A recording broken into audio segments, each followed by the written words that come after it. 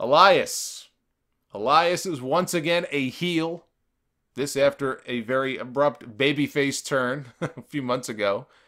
Without any real explanation. This was back in October. Literally, I think the week after Roman Reigns announced that his leukemia was back. They lost their biggest babyface.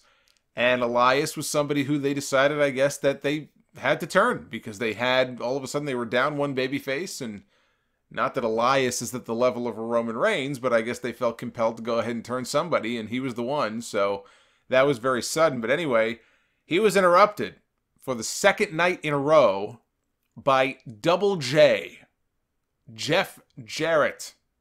Jeff Jarrett was in the Royal Rumble match.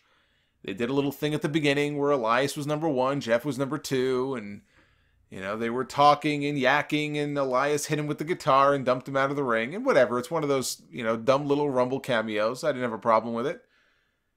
But then I heard Jarrett's music here on Raw.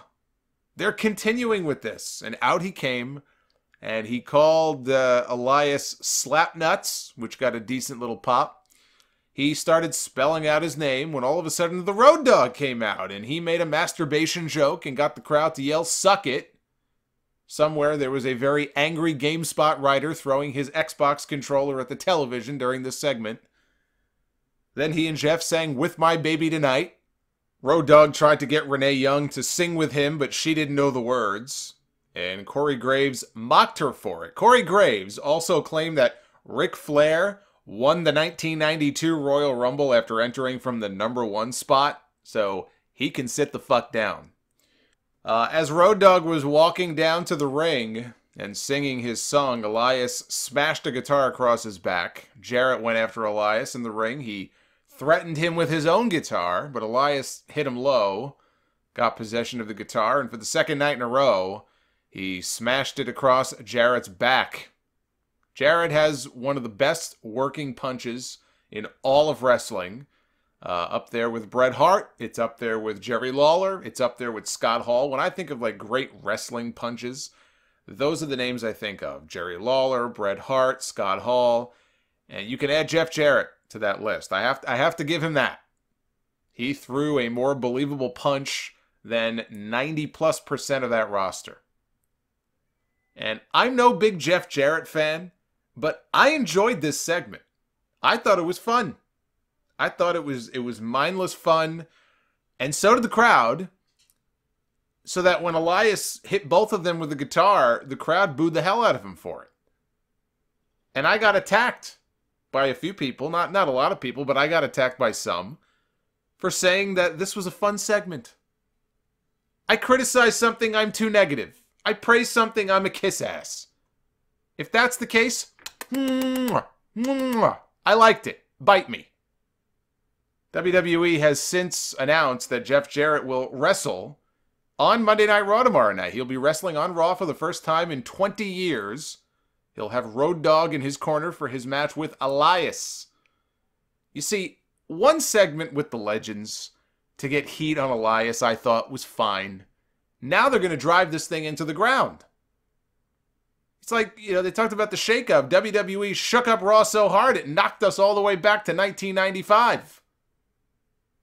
And in the WWE.com preview for tomorrow night, they refer to Elias as the treacherous troubadour. Oh my God. Oh my God. Somehow I don't think that's going to end up on a t-shirt. But my God, with some of these names. The treacherous troubadour. Jesus Christ.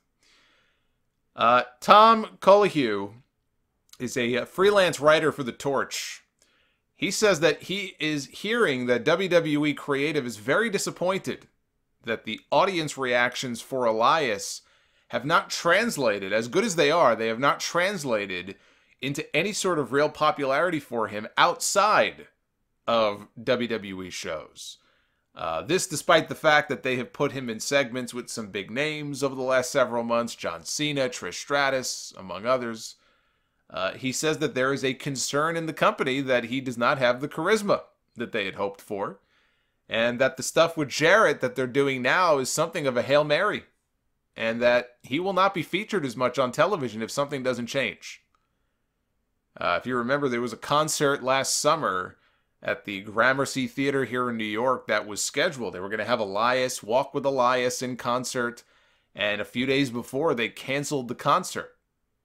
And at the time, Brad Shepard reported that it was due to low ticket sales. You know, look, the thing with Elias is a very entertaining act on WWE television. It is not a mainstream act. They had him release an album last year. He put out 4 songs. It was a gag. They treated it like it was legit. And believe me, I've heard worse. I'm not even saying the songs were overly terrible, but still. I mean, what do they think? He's a real artist? That we should take him seriously? Did they think people would actually take that seriously? That his music was really that good or something? I don't get it. He seemed to be doing fine as a heel. All of a sudden, they turned him babyface. Now they suddenly turned him heel again. He was a babyface for all of 2 months. This company has the attention span of a 2-year-old. Matched only by the fans, who seemingly have the attention span of a 3-year-old. But what did they expect from this guy? He was going to be the next Rock? Or John Cena? He's not! He is an entertaining mid-card act, even in WWE. Forget outside of WWE. In WWE. He's not main event material. Who thought that he was main event material? I've never seen him as a main event level attraction in this company. They think he has mainstream appeal. They have main eventers that don't have mainstream appeal. So I'm not sure exactly what they expected from him outside of WWE. That's just very bizarre to me.